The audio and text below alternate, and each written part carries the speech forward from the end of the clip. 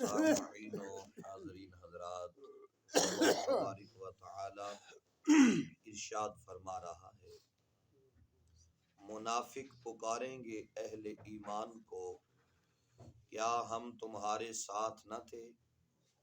کہیں گے بے شک، لیکن تم نے اپنے آپ کو خود فتنوں میں ڈال دیا اور ہماری تباہی کا انتظار کرتے رہے اور شک میں مبتلا رہے اور دھوکہ میں ڈال دیا تمہیں جھوٹی امیدوں نے، یہاں تک کہ اللہ کا فرمان آ پہنچا اور دھوکہ دیا تمہیں اللہ کے بارے میں شیطان دغا باز نے۔ محترم سامعین و حاضرین حضرات، کل جو آیات بینات تلاوت کی گئی تھیں، جن میں منافق مرد اور منافق عورتوں کا تذکرہ کیا گیا اور ان کے ساتھ ساتھ اندھیرے کا ذکر کیا گیا تھا، اور ایک اور ذکر کیا گیا تھا کہ اہل حق، اہل ایمان اور ان منافقوں کے درمیان ایک دیوار چن دی جائے گی۔ تو اسی سے آگے آغاز کیا جا رہا ہے۔ ارشاد ربانی ہے، جب دیوار چن دی جائے گی تو اہل جنت منافقوں کی نظروں سے اوجھل ہو جائیں گے، تو وہ زور زور سے انہیں پکاریں گے، اے بندگان خدا، اے غلامان مصطفیٰ، کیا دنیا میں ہم تمہارے ساتھ نہیں رہتے تھے؟ ہم تو آپس میں بڑے گہرے دوست بھی تھے، باہمی رشتہ داریاں بھی تھیں، آج ہم سے تم نے یوں منہ موڑ لیا جیسے کبھی شناسائی ہی نہ تھی، جیسے کبھی ہم ایک دوسرے کو جانتے ہی نہ تھے، آج تم نے ہم سے کیوں منہ موڑ لیا؟ اہل ایمان انہیں جواب دیں گے، بے شک تم ظاہر ہمارے ساتھ تھے، لیکن تمہیں خوب علم ہے کہ تمہارے باطن میں کیا موجود تھا۔ یہاں منافقین کی ان خصلتوں کا ذکر ہو رہا ہے جو ان کی تباہی کا باعث بنی۔ ہمیں بھی چاہیے کہ ان کلمات میں سنجیدگی سے غور کریں اور پھر اپنا جائزہ لیں کہ کہیں منافقین کی کوئی خصلت ہم میں تو نہیں پائی جاتی۔ ہمیں غور اور فکر کرنے کی ضرورت ہے، کہیں ایسا نہ ہو کہ ہم ساری زندگی یہی کہتے رہیں کہ ہم حضور کا کلمہ پڑھنے والے ہیں، لہذا ہم جنتی ہیں، اور ہم سے کوئی عمل، کوئی کام ایسا سرزد ہو گیا ہو جو منافقین سے ہوتا ہے اور ہم منافقوں کی لسٹ میں کھڑے ہو جائیں اور بروز معاشر اہل حق علیحدہ کر دیے جائیں اور منافقوں کو علیحدہ کر دیا جائے، تو اس وقت کہیں منافقین میں ہمارا شمار نہ ہو جائے۔ ہمیں اپنے اندر بیٹھ کر سوچنا ہے، غور کرنا ہے، فکر کرنی ہے کہ کہیں ہم میں کوئی ایسی خصلت تو نہیں جو منافقین میں ہوتی ہے۔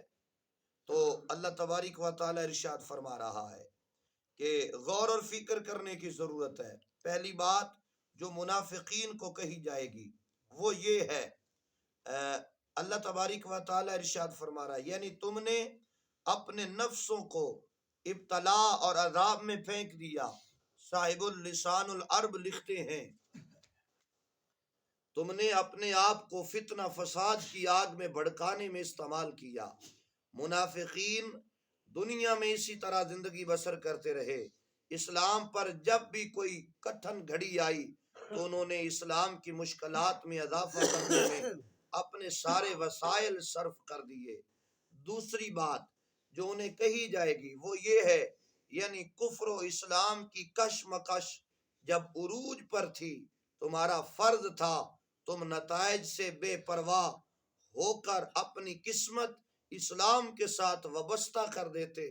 توحید و رسالت کی جو شہادت تم نے زبان سے دی تھی، تم پر لازم تھا اپنے عمل سے اس کو سچا کر دکھاتے، لیکن تم انتظار کرتے رہے کہ دیکھیے اونٹ کس کروٹ بیٹھتا ہے، پانسا کس کے حق میں پلٹتا ہے۔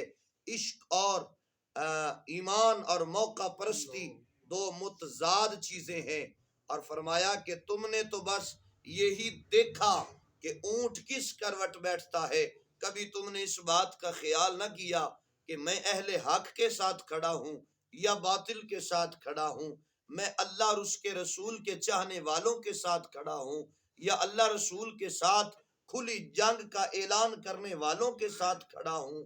کبھی تم نے یہ غور نہ کیا؟ یہ ان لوگوں کی نشانیاں ہیں جنہیں اللہ قیامت کے دن منافقوں کی لسٹ میں کھڑا کر دے گا، اور منافقوں کو وہاں پر اندھیرا ہی اندھیرا ہوگا، روشنی نہیں ہوگی۔ اب اس میں ہمارے لیے بہت بڑا سبق ہے غور و فکر کرنے کے لیے۔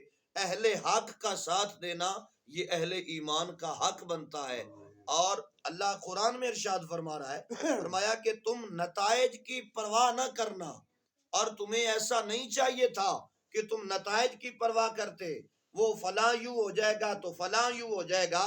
فرمایا اپنے نتائج کی بے پرواہی سے، کوئی اس کی پرواہ کرنے کی ضرورت نہیں تھی۔ کیا کرنا تھا؟ اپنی قسمت اسلام کے ساتھ وابستہ کر دیتے۔ آج ہوتا کیا ہے جی؟ روزمرہ کے مسائل میں دیکھنے میں آتا ہے کہ اگر ہمیں اسلام کی بات کو ٹھکرانا پڑے ہم ٹھکرا دیتے ہیں۔ یہ پریکٹیکل ہے، ہمارے معاشرے میں ہو رہا ہے۔ ہمیں اگر اسلام کی بات سے انکار کرنا پڑے ہم کر دیتے ہیں، وہ جی فلاں ناراض ہو جائے گا، اسے ناراض نہیں کرنا۔ تو اللہ فرما رہا ہے پھر ایسی منافقت نہ کر، پھر ادھر ہی ہو جا۔ پھر اس سے تو بہتر ہے کہ تو دوگلی پالیسی کر کے منافقت اگر کرنا چاہتا ہے تو پھر یاد رکھ قیامت کے دن تیرے لیے نور نہیں ہے، تیرے لیے اندھیرا ہی اندھیرا ہے، پھر تیرے لیے ضلالت ہی ضلالت ہے۔ اللہ ارشاد فرما رہا ہے اپنے نتائج کی پرواہ نہ کرنا، تمہاری قسمت میرے ہاتھ میں ہے، میں نہ چاہوں تمہارا کوئی نقصان نہیں کر سکتا۔ آج ہم ڈرتے ہیں، وڈیروں سے ڈرتے ہیں، ڈیرے داروں سے ڈرتے ہیں، جگیرداروں سے ڈرتے ہیں، اور کبھی بھی ہم نے اپنی پہچان پیدا کرنے کی کوشش نہیں کی۔ رب نے فرمایا ہے میں نے جسے بنایا ہے ہر بندے کو اشرف بنایا ہے، تم اشرف المخلوقات ہو، اپنی پہچان خود پیدا کرو۔ ہم کیا کرتے ہیں یہ آپ سب کو علم ہے۔ بہرحال اللہ تبارک و تعالی اپنے پیارے محبوب کے صدقے ایسے لوگوں سے ہمیں بچائے، اور اہل حق کا ساتھ دینے کی اللہ تعالیٰ توفیق عطا فرمائے۔ آمین وآخر دعوانا ان الحمدللہ رب